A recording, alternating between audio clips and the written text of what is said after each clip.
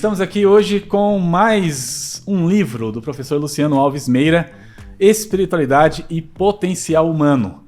Alegria trazê-lo mais uma vez aqui para conversar sobre este trabalho. Já é o terceiro livro, né, professor Luciano, que a gente tem a oportunidade de ter acesso e é uma honra tê-lo aqui novamente para a gente conversar sobre isso. Seja bem-vindo. Obrigado, Marcos. Aliás, eu me lembro que quando lancei a Segunda Simplicidade, você foi o primeiro homem na mídia, vamos dizer assim, que percebeu e me procurou para fazermos uma conversa, né? Já era um podcast, né, naquele momento. E as coisas foram evoluindo daquele tempo que foi 2017 para cá. É isso aí, agora é a terceira obra lançada.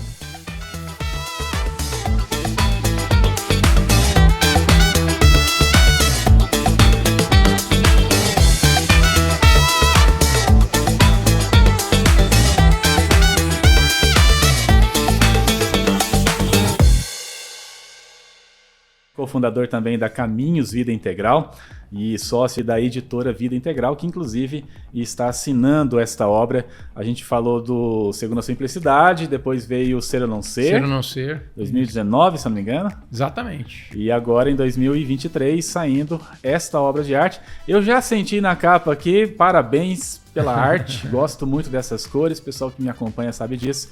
E eu gostei muito também de uma frase aqui, né? Um mestre da sutileza, engenheiro do invisível, do Murilo Gun.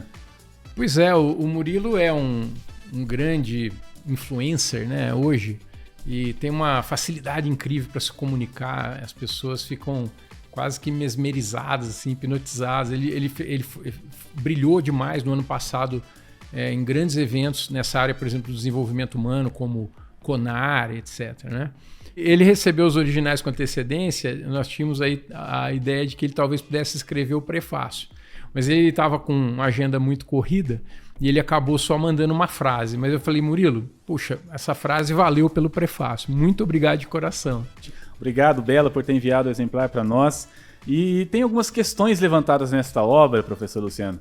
E uma delas provavelmente seja assim, a primeira que alguém se depara quando lê um livro como esse.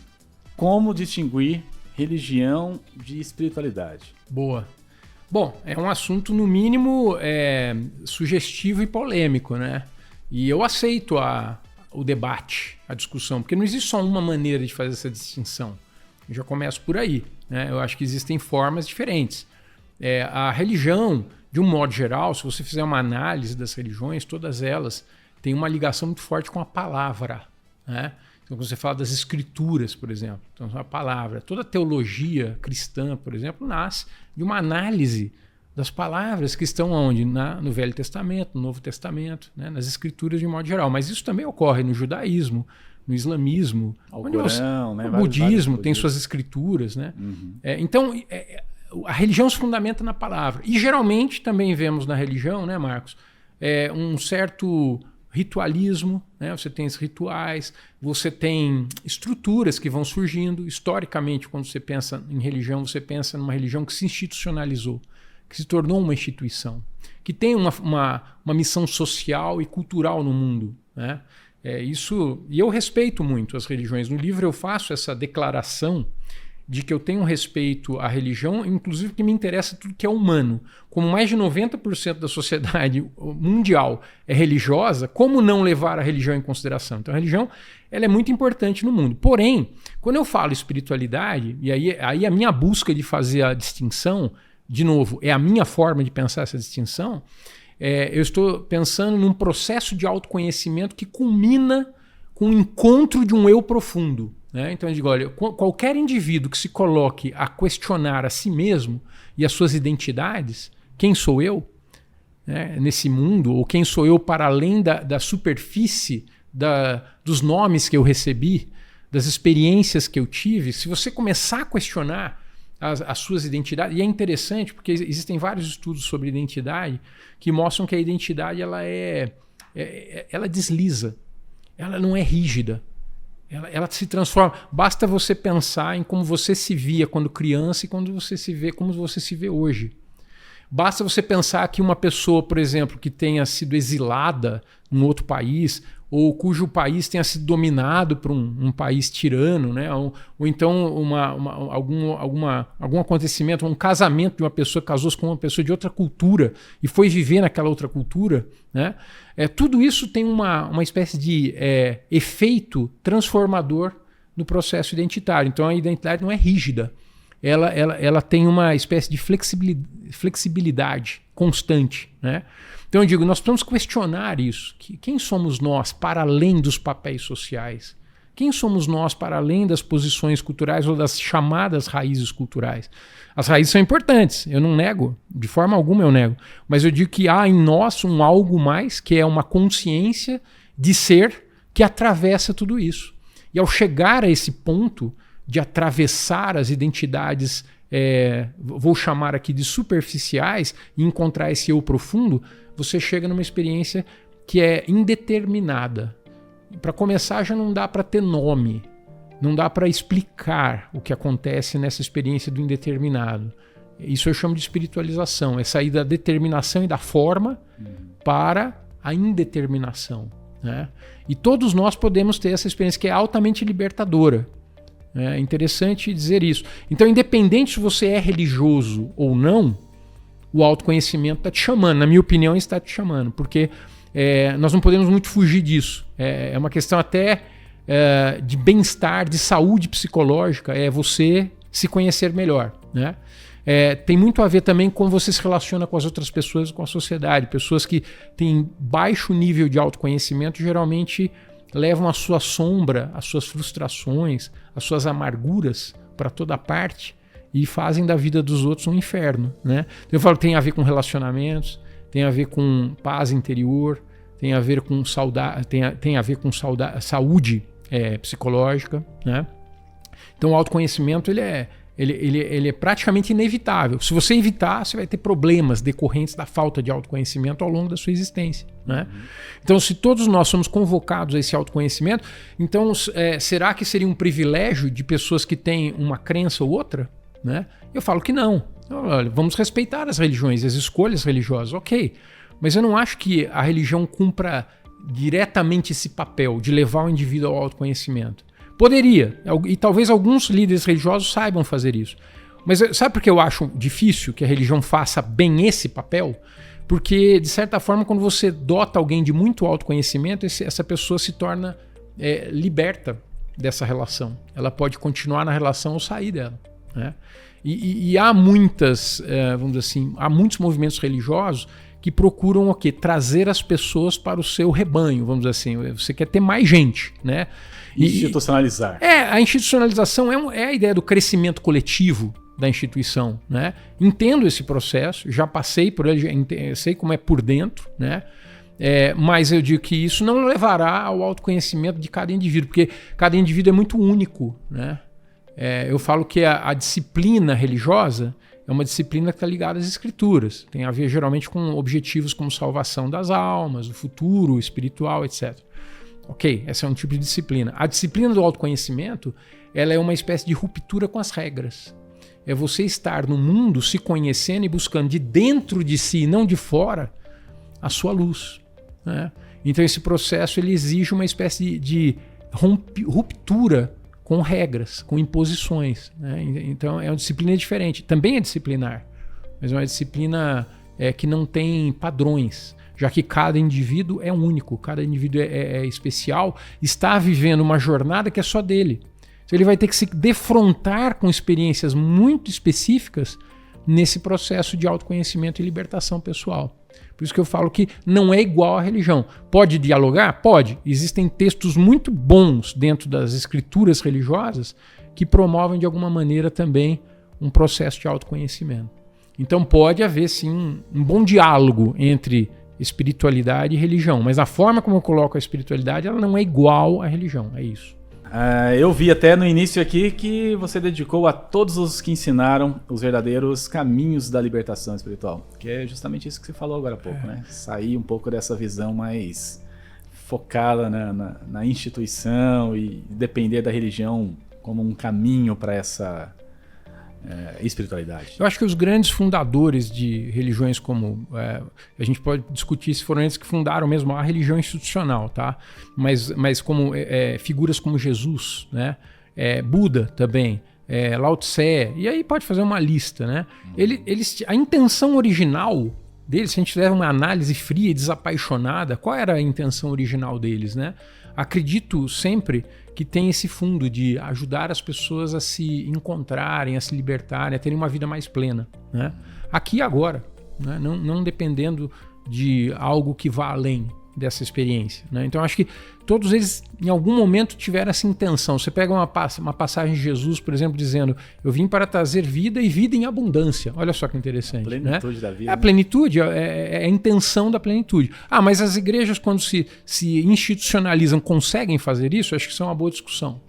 Essa é uma boa discussão, né? E o livro procura não bater de frente. Assim, não vamos culpar as igrejas. Não. Em vez disso, vamos focar em como trabalhar essa espiritualização independente de haver ou não religião institucional. Percebe? Esse foi o caminho escolhido. Agora, por isso mesmo, acho que é importante dizer que alguns poetas, como Walt Whitman, que eu traduzi aqui no Brasil, Folhas de Relva, ou Fernando Pessoa, ou William Blake, um inglês, alguns que eu estou citando que são assim paixões que eu tenho na literatura, né?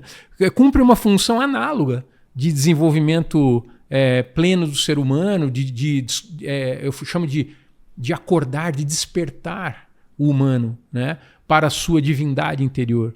Despertar o humano para algo que é infinito dentro de nós, né? Então, grandes poetas, filósofos como Henri Bergson, ou então eu sou um heraclitiano lá de trás, né, pré-socrático, eu gosto muito de Heráclito de Éfeso, Spinoza, Baruch de Spinoza, acho que fez um papel incrível nesse sentido.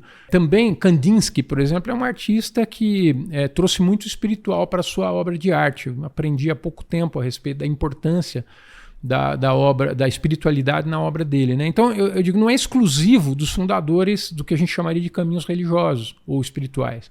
Eu acho que sempre houve indivíduos antenados, inspirados, percebendo que nós temos um potencial pedindo passagem, uma espécie de eclosão que ainda não aconteceu. O tipo de sociedade que nós criamos nos últimos séculos, principalmente, ela é muito formatadora, ela nos coloca em caixinhas, nos coloca em compartimentos, né? Nos faz optar também por posições políticas muito segmentadas, muito rígidas. Há muita rigidez na sociedade atual. E o espírito sopra onde quer. O espírito é livre. O espírito ele não está preso a nenhuma instituição, a nenhum tipo de contenedor, percebe? Então, quando eu falo sobre espiritualidade potencial humana, é o indivíduo encontrar essa esfera em si mesmo que é livre, que é infinitamente livre. E que tem uma espécie de sabedoria implícita. Isso é importante também. O logos, eu chamo de logos, respeitando uma tradição heraclitiana, da filosofia pré-socrática, o logos seria a inteligência cósmica. Seria, se eu quiser usar a palavra Deus, eu posso, assim, seria inteligência divina, né? Ou inteligência cósmica, mas que está implícita em tudo. E no ser humano, ela vamos dizer assim, tem um potencial de despertar maior até pela nossa configuração biológica e neurológica. Eu sou um evolucionista, você já sabe disso. Uhum. Então, eu acredito que a evolução da matéria para a vida e da vida para uma vida mais perceptiva, uma vida mais consciente, essa evolução criou as condições para o que eu chamo de espiritualidade. Um grande astrônomo e pensador da ciência, que foi Carl Sagan, no século passado, ele achava o seguinte, que o ser humano é uma forma de o universo procurar conhecer a si mesmo. E como ele falava do cosmos, né, até tinha um programa com esse nome, Cosmos, então ele falava assim, isso, o ser humano é uma forma de o cosmos conhecer a si mesmo. Eu falo, olha, concordo com ele, acho que o processo evolutivo vai criando formas no cosmos que possam ser autoconscientes, né? Então é o cosmos conhecendo a si mesmo. Só que ao final do livro eu vou chegar a uma conclusão por vários caminhos, eu acho que o leitor vai entender que caminhos eu tomei, em que a conclusão será, mas mais do que isso, o ser humano também é uma forma de o cosmos sentir a si mesmo. Então eu acho que o que a gente pode chamar de um amor espiritual, de um amor divino, né? Que não é o amor do ego humano, Geralmente o nosso amor é apegado, é controlador, é ciumento, ele é um amor cheio de limitações, né? Mas um amor que é cósmico, um amor que explode como se fosse um transbordamento e se alastra para todos os lados, né? Esse amor, ele é um potencial em nós, né? Só que nós nem acessamos esse potencial porque nós vivemos uma vida enlatada, né? Muito poluída, muito tóxica, inclusive muito ódio, né? De muita dificuldade de compreensão mútua, né? Então tudo isso atrapalha nesse processo de autoconhecimento, de autodespertamento, né? Então o livro vai explorar através da filosofia, mas também através da ciência e até em diálogo com a religião, esse aspecto do potencial que está em nós e que é mal, na minha opinião, mal compreendido, mal despertado, mal tocado. E agora, né, nessa sociedade hipertecnológica que nós estamos vivendo, as coisas estão se coisificando, tudo está se coisificando, tudo se transforma em coisa, né? Eu falo, poxa, isso é o distanciamento do espiritual. Então, estamos em uma sociedade que também não ajuda nesse processo. Eu falo, bom, mas é por isso então que eu tenho que levantar minha voz. É por isso que eu quero escrever isso, inclusive pensando nas próximas gerações, né? Não quero que meu filho, meus netos, meus ancestrais e de ninguém, né? Venha viver numa sociedade em que se perca esse poder infinito do espírito que está em nós como potencial para viver uma vida acachapante, assim, uma vida anódina, né? Quer dizer, onde as coisas não têm brilho, onde os olhos estão mortiços, né? Eu falo que a gente está vivendo quase como zumbis. Daqui a pouco a tecnologia vai nos fazer zumbis tecnológicos, né? Eu falo, não, a gente precisa dar um passo atrás nesse momento, né? Respirar fundo e se perguntar quem somos nós para além de toda essa parafernália que nós andamos criando aí no mundo, né? O livro discute tudo isso, viu? Excelente questionamento. Você falou de compreensão mútua e uma coisa que eu valorizo muito, tanto no professor Luciano quanto na própria Caminhos e nos materiais, é essa troca, esse respeito das diferenças de pensamento. Ele é evolucionista, eu sou criacionista. Eu tô falando disso, professor, porque nessas diferenças a gente vai encontrando respostas. Eu acho que ficar preso a uma ideia sem se abrir a um novo, a perspectivas diferentes, mesmo que isso vá construir um raciocínio diferente ou às vezes fortalecer o que já temos, mas isso é algo louvável, tá? Fica aqui o meu elogio para você nesse sentido, né, contribuindo, e também como professor, até porque fez letras e eu já vi aqui no livro que você tem um diálogo não só com essa parte religiosa, mas com essa parte científica também, dando aí perspectivas da realidade, e também com a filosofia, que também é outra área muito forte. Eu queria que você falasse um pouquinho sobre esse diálogo com essas outras duas frentes. Perfeito. Bom, em relação à filosofia, eu realmente sou apaixonado pela filosofia, mas eu fiz recortes, eu tenho que ser muito, muito honesto, não é tudo na filosofia que eu toquei, que eu achei que estava certo, vamos dizer, claro, que eu concordasse, né? A filosofia vai por muitos caminhos, né? Ela é uma espécie de, como é que eu posso dizer, uma sala cheia de vozes, assim, e cada uma delas dizendo alguma coisa que poderia trazer algum tipo de luz, né, para a nossa vida. Sim, e cada um siga os autores que prefere, os pensadores que prefere, ou pense por si próprio, porque filosofia não é só ler um filósofo, é também filosofar, é pensar por si mesmo, né? Então eu falo que eu faço um pouco das duas coisas. Eu gosto de estudar o pensamento dos filósofos, mas eu gosto também de ter opiniões próprias que podem não ser tão, vamos dizer assim, brilhantes, né? Mas são minhas. Então eu acho que cada um de nós deve ter essa experiência libertadora de pensar por si mesmo, né? Agora, dentro das tradições, então, filosóficas, o meu encontro com vamos dizer assim, com a ideia do existencialismo foi importante, porque os chamados pensadores existencialistas, eles acabam, Marcos, trazendo a filosofia para o chão, dizendo assim, olha, para a condição humana. A questão colocada pelos verdadeiros existencialistas qual é a condição humana? Como nós tirou a filosofia do céu, aquela ideia de olhar para o infinito. Eu também sei olhar para o infinito, mas a gente precisa começar com o ser humano, né? Então acho que a filosofia existencialista faz isso, né? Questiona qual é a condição humana. Bom, a condição humana, e eu abro o livro com isso, é a errância. Pouca gente parece ter consciência disso. O que é errância? Errância é toda a ignorância que nós temos a respeito de tudo. Sócrates provavelmente foi o homem mais interessante da filosofia grega, não pelo que ele trouxe como saber, mas pelo que ele desafiou do não saber.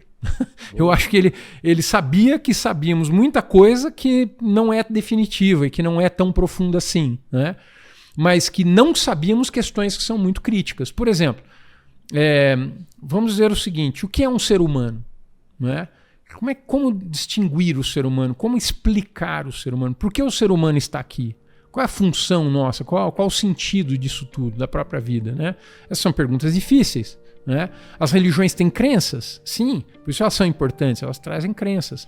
Mas se eu quiser dizer assim, não, eu vou sair da crença para uma resposta mais objetiva e lógica, né?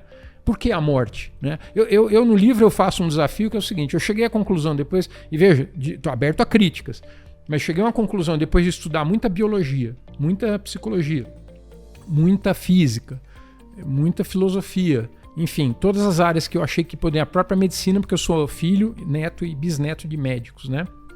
Então eu abri a minha cabeça para todas as ciências possíveis. Tenho um contato aí com o pessoal da Visão Integral, que é um estudo que traz a conciliação de todas as ciências, né? E aí cheguei à conclusão, depois de tudo isso, Marcos, olha que dureza, de que nós não sabemos exatamente o que é a vida e como é que a matéria se fez vida. Né? Porque na ciência da evolução, os evolucionistas, há um salto aí mal explicado, que é, você pode pegar todos os componentes que tem no corpo humano como matéria, né? Por exemplo, o oxigênio, né? Ou carbono, em laboratório, você pode juntar todos os elementos que tem no corpo humano, mas isso não vai formar um corpo humano. Aliás, não vai nem uma barata. Você não faz do não vivo o vivo, né? E essa experiência nunca funcionou até hoje, né? Então, mas tudo que há no ser humano vivo também está na matéria que está aí. Né? Os elementos da tabela periódica que a gente estuda na escola e que estão no cosmos, em toda parte, eles fazem parte do que nós somos. Carl Sagan dizia que nós somos feitos do pó das estrelas, e é verdade. Tem tudo em nós, né? Nesse corpo aqui. Mas ninguém consegue fazer da matéria esse salto para a vida, né? E aí os biólogos explicam a vida através de certos traços da vida. Você fala assim, reproduz, se alimenta, passa por mutações, morre, cresce. Ok, mas isso são atributos, não é uma explicação. Ninguém sabe explicar exatamente o que é a vida. E aí as religiões acham que sabem o que é a morte. Eu falo assim, se só ninguém nunca sabemos, voltou para dizer, viu? Se nós não sabemos o que é a vida, por que saberíamos o que é a morte? Olha, é muito mais uma pergunta para mostrar a nossa errância, né? Aí, só que nós tiramos todas as conclusões possíveis sobre vida e morte nas linhas filosóficas e nas teologias, sem parar para pensar que nós não sabemos exatamente o que é a vida e, portanto, não sabemos o que é a morte. Né? Você acha, professor, que essa falta de respostas, porque todos nós queremos respostas, e às vezes definir muito rápido e prático é o melhor caminho, porque ninguém quer pensar.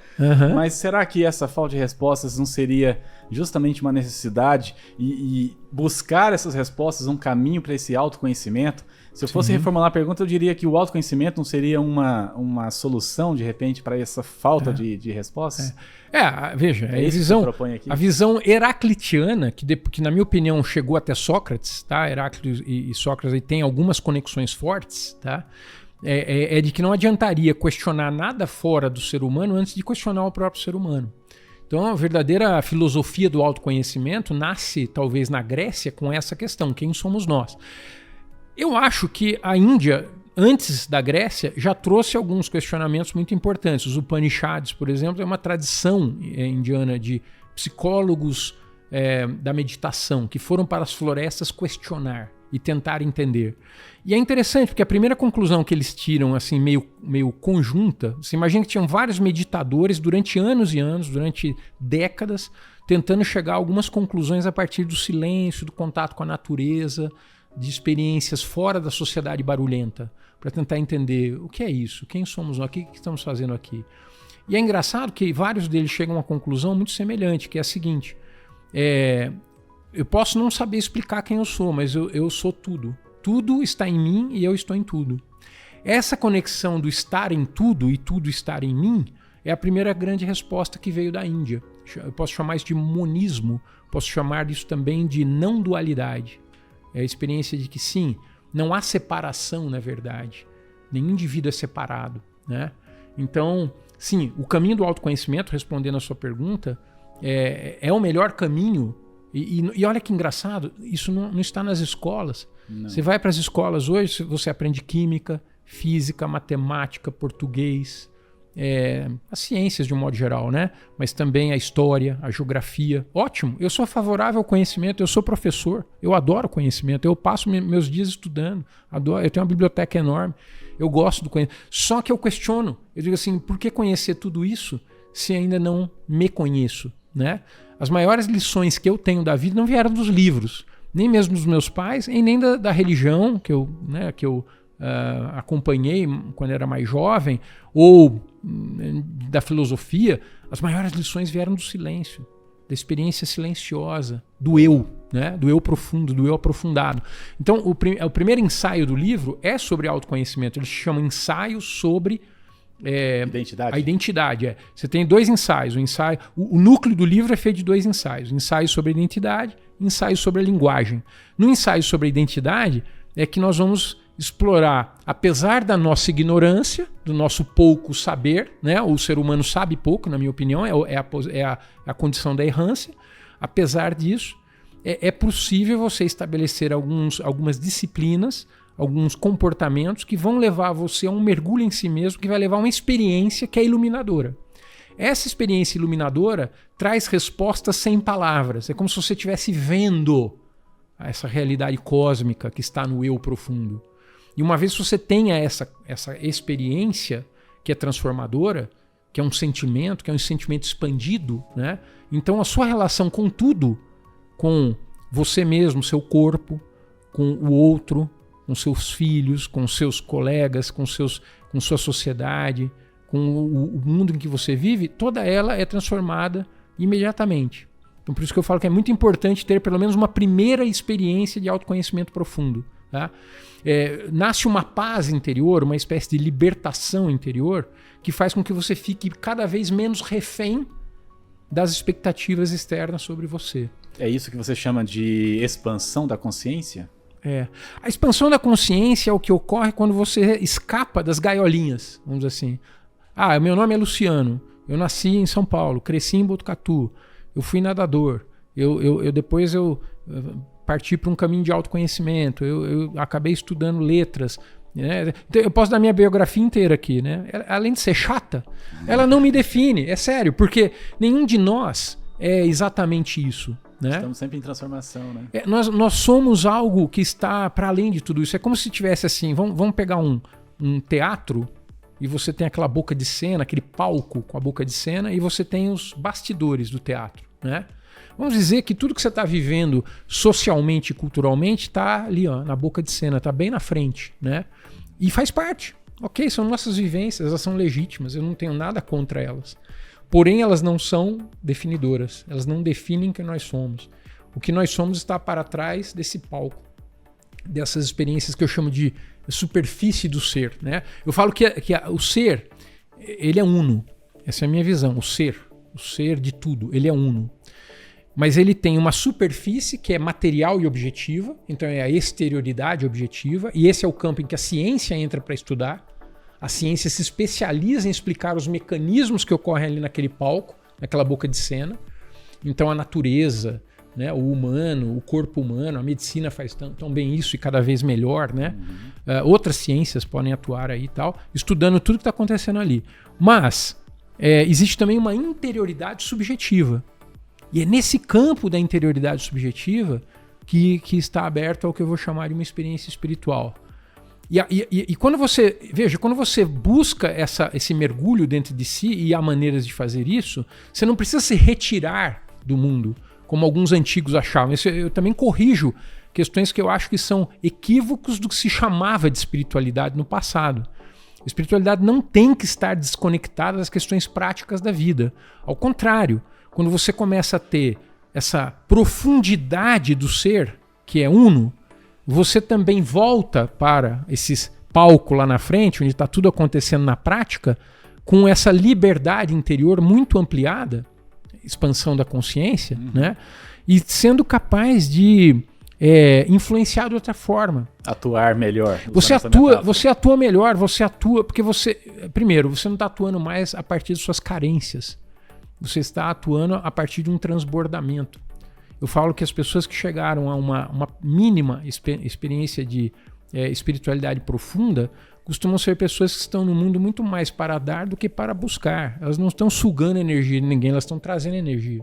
Elas estão criando algo no mundo que possa ser útil para os outros, criando plataformas, né?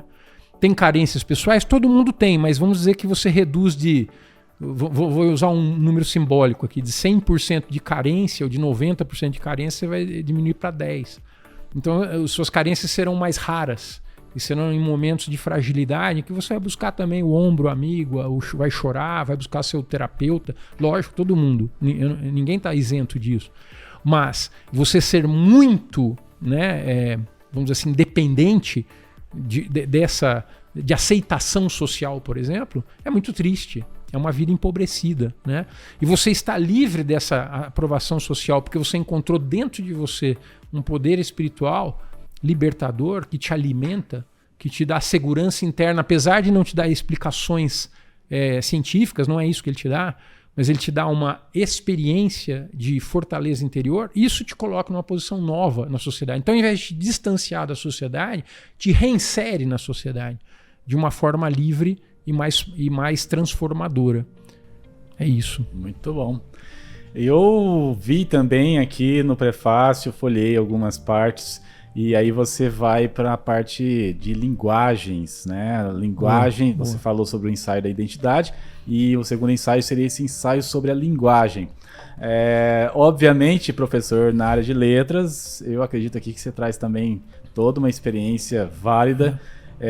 Mas que linguagens seriam essas, né? Explica para nós aí, porque senão o pessoal vai pensar que é um livro aqui sobre estudo de... Não é língua portuguesa. Não é aula de gramática. Não é aula de gramática. Mas veja, eu vou dizer o seguinte, o caminho para o espiritual é uma desconstrução das identidades superficiais. Já falamos isso antes. Esse é o primeiro ensaio, certo?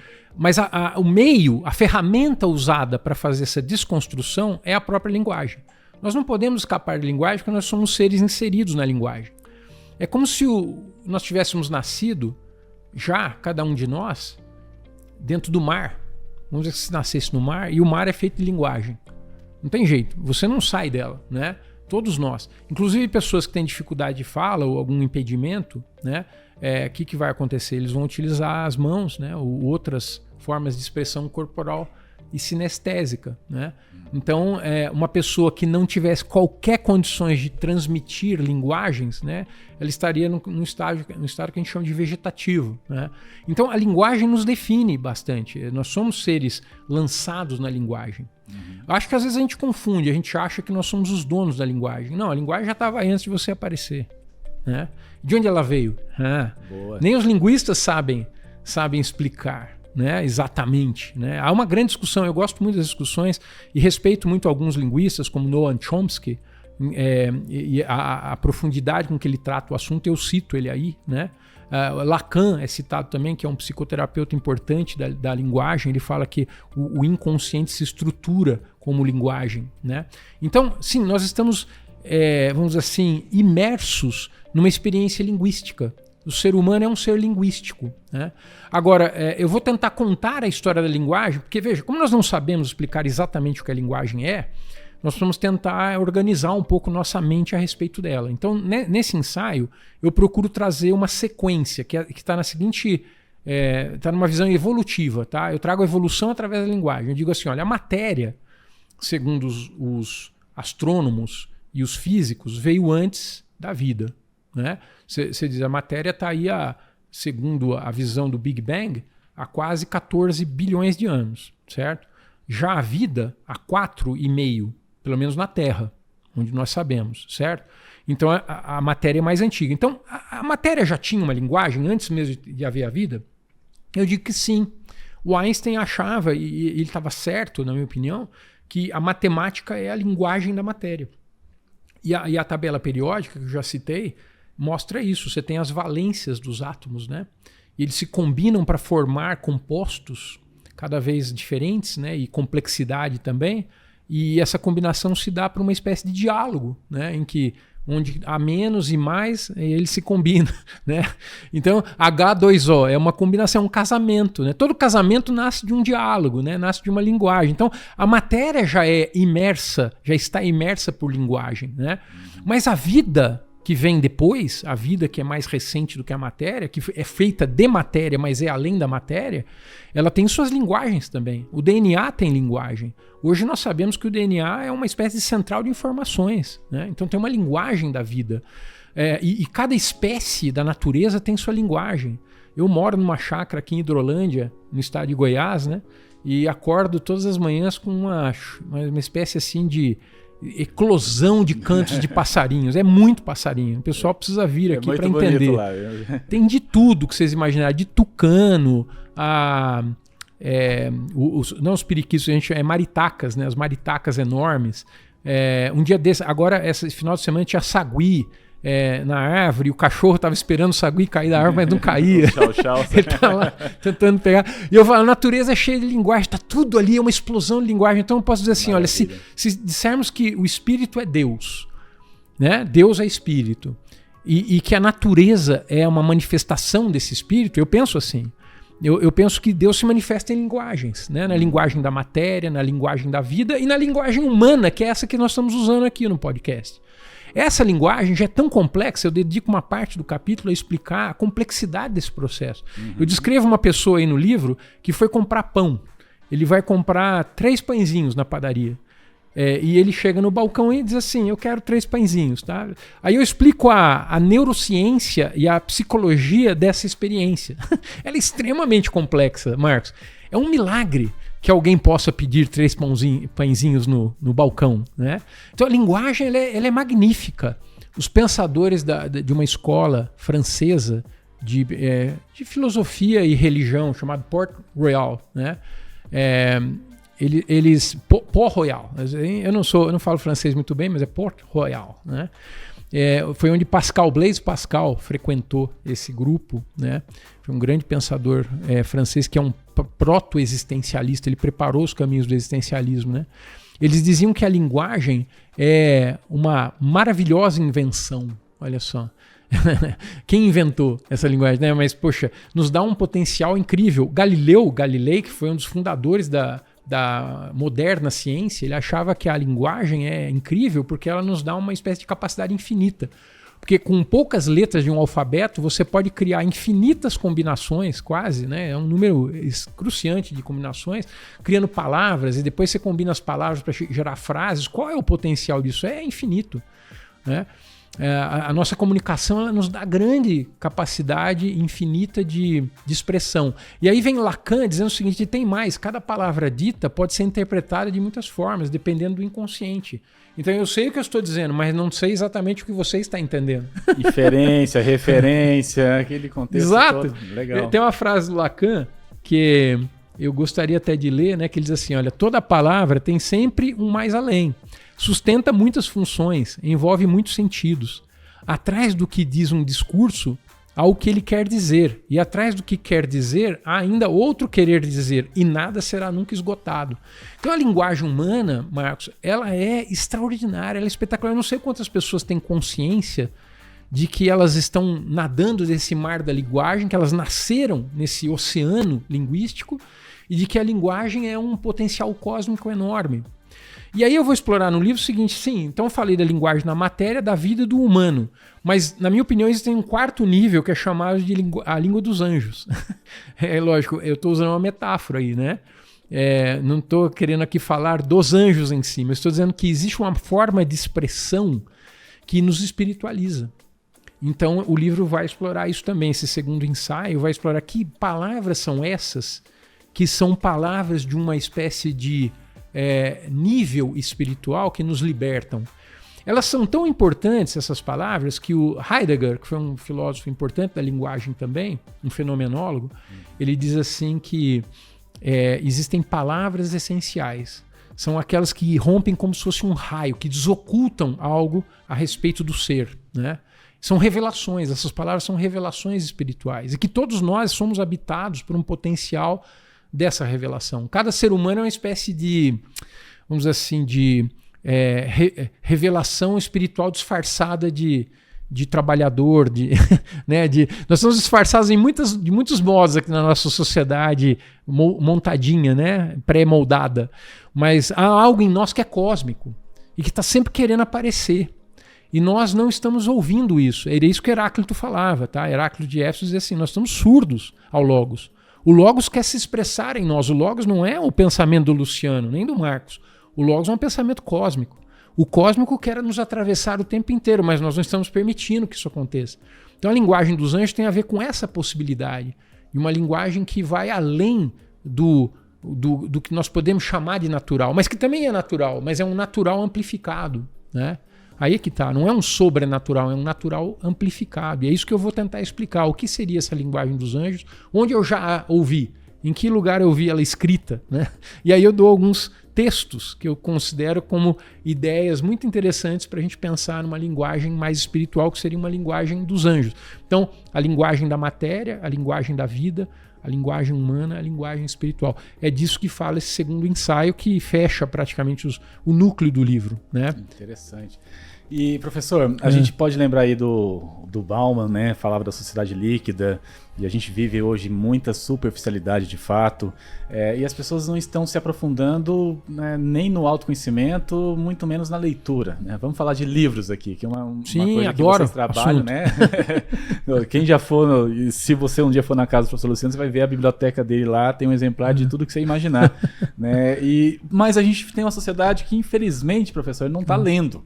Olha só. E isso eu falo isso com dor no coração, porque muito do conhecimento que está aí, eu tenho tecnologias aqui aos montes, mas o livro, você pode ir lá pro meio do nada da natureza, levar um livro e não vai acabar a bateria, tá? Então, só para dar um exemplo. Mas como é que a gente faz, então, na sua visão, para trazer um conhecimento como esse, novas perspectivas? Eu entendo que tem muitas provocações. Tem, né? Provocações fazer aí. A pessoa pensar de fato, usar isso aqui. E fazer a pessoa ler, né, isso aqui. Porque se esse livro for só para uma linha de filósofos, ou só para religiosos, ou só para psicólogos, a gente estaria perdendo. Ficando mais restrito, né? Bom, aí o assunto é amplo, né? Se a gente for falar o livro em si, né?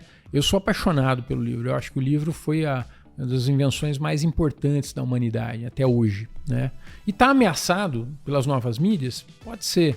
Embora alguns defendam que as novas mídias são novas formas de leitura. Ok, mas será que elas estão possibilitando uma leitura profunda?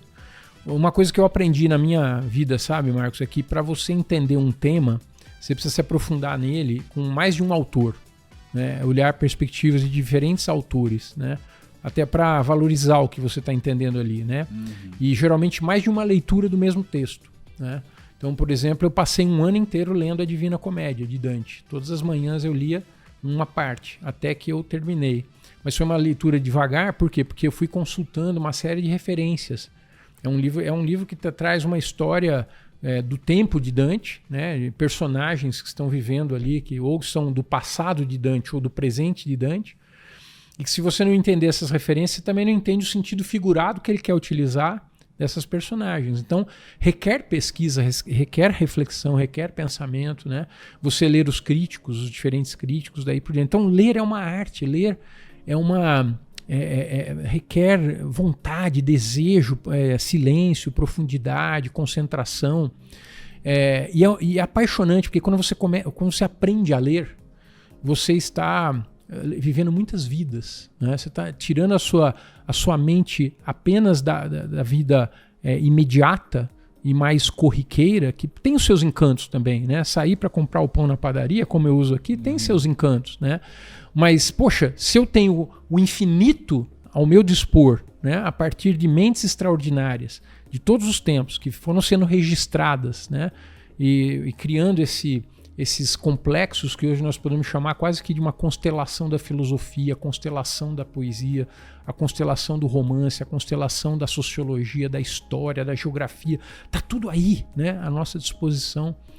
E nós estamos ficando meio... Desculpe usar essa expressão, eu não gosto muito de usar expressões que degradem o ser humano, mas a gente às vezes tem que dar uma chacoalhada também, né? Então eu acho que a gente está ficando emburrecido, né? Porque a gente fica em textos pequenos, agora as novas tecnologias só permitem frases pequenas. Os próprios vídeos de 30 segundos. Os vídeos cada vez menores, até vídeo que é menos, na minha opinião, menos profundo que a leitura, mas também é importante o vídeo, né? O cinema, veja aí o cinema, a importância disso. Mas as pessoas vão ficando, as novas gerações vão ficando presas a cada vez algo menor, né? Eu vejo professores de literatura nas universidades reclamando que os alunos estão tendo dificuldade de ler os livros clássicos.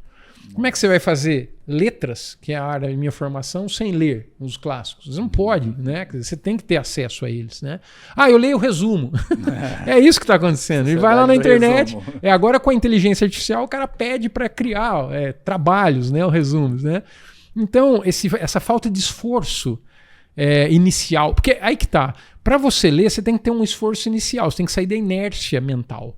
Mas a partir do momento que você mergulha numa boa leitura, você sai da inércia. Você começa a gostar daquela experiência. Aí aquela experiência se torna uma espécie de aventura, né? Então a inércia, o esforço é só inicial. Depois você é lançado numa experiência de expansão de si mesmo, né? Porque você se torna com aquele livro, com aquele autor. Então eu acho que nós não podemos perder isso. Eu acho que de tudo que a gente conquistou ao longo da história da sociedade, da cultura, os livros são muito importantes. Eu sou um bibliófilo, sou um defensor do livro, sou um editor, né? Editor e escritor. Agora, nesse livro, por estranho que pareça, né, eu também defendo a importância de você ir além das palavras, quer dizer, aprender a fazer silêncio. Então, as duas coisas se complementam. Eu falo, olha, sim, é preciso que a gente tenha uma espécie de mestrado no mundo das palavras. Você se torna mestre da palavra para ler, para escrever, para se expressar, para conhecer, mas também mestre do silêncio, que é ir além das palavras, porque esse silêncio ele é revelador, né? E as duas questões são importantes para o desenvolvimento humano. Marcos, você sabe que o que o nosso trabalho é um trabalho focado em desenvolvimento do potencial humano. Sim. Eu falo que o nosso sonho de verdade, né, é que as pessoas cresçam e descubram que são muito mais do que parecem. As aparências enganam. Vejam, no prefácio, na introdução, eu já falo sobre isso. Eu falo, olha, a ciência foi se deparando com o problema das aparências. Se você pensar bem, o exemplo mais claro, a Terra parece plana, né? Até hoje tem defensores do Terra plana. Por favor, gente. Né? Mas ela parece que é redonda. Ela parece plana, mas se você sair, né, um pouquinho, né, num foguete ou num balão, você já começa a ver que ela não é. Então as aparências enganam, né? Bom, na ciência está cheio disso. Você tem um monte de aparências que vão sendo desconstruídas a partir das experiências científicas, né? Agora, lembra que eu digo no livro, a ciência se ocupa do que eu chamo de fenômenos objetivos. Ela não se ocupa da subjetividade, a não ser talvez a psicologia profunda, como a de Jung, Carl Jung, que eu refiro bastante aí no livro, né? Você mencionou Freud também, eu vi ali, traz um pouco dessa visão. Então, quando a gente olha para dentro também desconstrói aparências. Tem muita coisa sobre nós mesmos e sobre a realidade que vai sendo reinterpretado à medida que você se conhece melhor.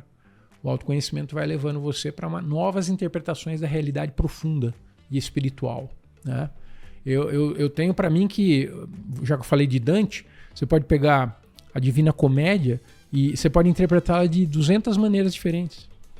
1000 maneiras diferentes, dependendo de quem vai interpretar e quais são os seus referenciais.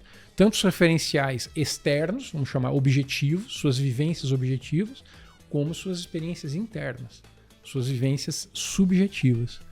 E quanto mais profundo e mais extenso, para dentro ou para fora, maior seu repertório, maior as possibilidades, né? Nós temos um pé no infinito. É isso que eu defendo também em espiritualidade e potencial humano. Você já deixou claro aqui vários pontos, mas alguém que vai passar por uma das livrarias ou comprar isso aqui online, de repente bater o olho nessa capa, que ficou muito bonita por sinal, e aí se interessar por esse livro. Mas se ele não tiver esse tempo, de repente num resumo, né? A sociedade do resumo. A mensagem aqui. Essa aqui é para você que não vai ler o livro. Por favor, leia o livro, tá? Para você pensar Mas, já está nas livrarias, viu? Tá na livraria. Inclusive na Amazon. E na nossa editora Vida Integral, nós temos o site lá da Caminhos Vida Integral e tem a editora, né? O site, a pessoa pode... A vantagem de comprar conosco é que vai autografado. Mas ele pode ser comprado já de um modo geral aí pelo Brasil. Que legal. E na Amazon. Tem um curso também, né? Que tem o mesmo nome. Então o curso análogo ao livro. Ele vai estudar e aprofundar questões do livro. Eu acho que a mensagem principal é uma espécie de sacudidela amigável, sabe? Eu acho que eu poderia ser visto como aquele cara um pouco chato que fica na esquina parando as pessoas, dando uma chacoalhadinha nelas, dizendo assim, você tá acordado? Né? Eu assumo essa função, né? Isso que o livro quer fazer, uma sacudidela amorosa, sabe? Interessante. Mas assim, você tá acordado porque você é muito mais do que você imagina. Você é muito mais. O seu potencial não está preso a essas configurações sociais, políticas e tecnológicas que nós criamos, que nós chamamos de civilização. Isso aqui é uma das maneiras possíveis, mas existem infinitas maneiras de reconfigurar esse universo. Agora, o que nós somos está muito além disso, né? E agora, para entender, é preciso ter um processo. Você precisa ter um processo de autoconhecimento. E o livro vai fornecer essa caminhada, essa jornada. Veja, e para deixar você tranquilo, você que está nos assistindo, ou você que vai ler, eu não espero que você seja um seguidor meu, ok? Eu não tenho essa pretensão, nem tenho esse foco. Meu foco não é que as pessoas me sigam, meu foco é que as pessoas sejam livres. Meu foco é que as pessoas se descubram, que elas se conheçam e sejam muito felizes. Se elas puderem lembrar, talvez algum dia que leram algo meu, ou um discurso que isso as ajudou, pronto, já me senti recompensado, né? Então não há nenhuma necessidade de me seguir. Aliás, no livro, eu sei que isso é polêmico, mas eu acho que estamos chegando a um tempo em que os chamados gurus, mestres e até sacerdotes religiosos, eles têm que se tornar menos necessários.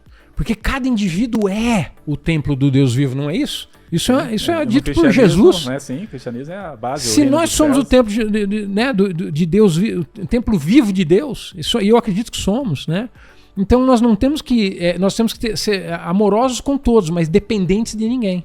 Eu acho que essa é a ideia. Então uma espécie de independência dos gurus é muito importante. Até porque vira e mexe, né, Marcos? A gente vê escândalos de pessoas que estão em posições religiosas ou políticas ou sociais de liderança. Sim. E abusam desse poder. E não dá para evitar, né, 100%. Então eu acho que as pessoas não precisam se submeter a ninguém. Acho que ninguém está aqui para se submeter a ninguém. Eu tenho uma frase do Walt Whitman aí que eu selecionei, porque o Whitman é um poeta norte-americano, né, que foi glorioso, na minha opinião, foi um dos maiores poetas do mundo. E tem uma passagem dele, talvez eu consiga achar rapidamente aqui, ó, pelo índice, porque ainda não sei todas as páginas de cor, né? Que eu acho maravilhoso, sabe? Eu sou um grande fã desse poeta, porque ele quando eu leio Whitman, parece que ele está operando em mim essa transformação libertadora, né? E há uma passagem da Canção de Mim Mesmo, que é o poema mais famoso dele, em que ele diz assim, olha, penso que eu poderia mudar-me para viver com os animais. Eles são tão plácidos, independentes, não suam nem se lamentam de sua condição, não se deitam e rolam acordados no escuro, chorando por seus pecados. Não me deixam enjoado discutindo os seus deveres perante Deus. Nenhum está insatisfeito, nenhum está ensandecido com a mania de possuir coisas. Nenhum se ajoelha diante do outro. Olha que interessante, né? É uma análise positiva que o Whitman faz dos animais, porque a gente geralmente chama, quando a gente quer insultar alguém, diz que ele é uma besta ou é um animal, né? E, no entanto, o Whitman reverte isso dizendo assim, mas peraí, esse comportamento animal aqui me parece mais saudável do que o nosso, muitas vezes. E né? Aí é que entra a questão da evolução, sabe, Marcos? Porque eu acho que nós estamos num processo evolutivo. Muito do que nós podemos dizer que é a miséria humana atual, ela vem do que eu acredito que é da não completude. Nós ainda não realizamos em nós um potencial. Imagina que você que é muito bom de tecnologia, imagina que você tivesse um aplicativo que tem 4 módulos a serem ativados. Você já ativou 2 ou 3, mas não ativou o último. Então ele não está completo. Claro, o funcionamento dele é meio limitado. Eu entendo o ser humano assim, como um ser que tem um potencial espiritual, mas esse potencial espiritual ainda nem foi ativado. Ele não está no passado, ele está no futuro. Alguns indivíduos se anteciparam no passado. Quando eu penso em Jesus, em Buda, em Lao Tse, eu penso em indivíduos que anteciparam a espiritualidade. Mas eu não acho que nós, de um modo geral, nós aqui que não temos esse status, né, ativamos para valer esse módulo da espiritualidade que faz parte de quem nós somos. É importante porque é essencial em o que é um ser humano. Então, acho que quando eu falo em evolução, eu estou falando desse potencial que ainda está nos aguardando. E se a gente não busca, não encontra, né? Não, aliás, tá aí. aliás, quem não sabe o que busca, quando encontra, não percebe. Então é preciso saber o que você está procurando. Muito bom. Conversa super agradável, como sempre, aqui com o professor Luciano Alves Meira, da Caminhos Vida Integral, editora Vida Integral, e o livro Espiritualidade e Potencial Humano, já à venda aí nas principais livrarias, também no site da Caminhos, tá aí na tela para você acompanhar. Professor Luciano, muito obrigado pelo bate-papo. Fica aqui registrado mais uma obra, sucesso desde já. Obrigado. Para você, parabéns aí pela empreitada e a toda a equipe da Caminhos também, nosso abraço. Obrigado a você, Marcos. Você é um divulgador de coisas boas, né? E acho que você cumpre muito bem seu papel no mundo. Você tem consciência e elementos para realizar esse trabalho. Parabéns, viu? Obrigado.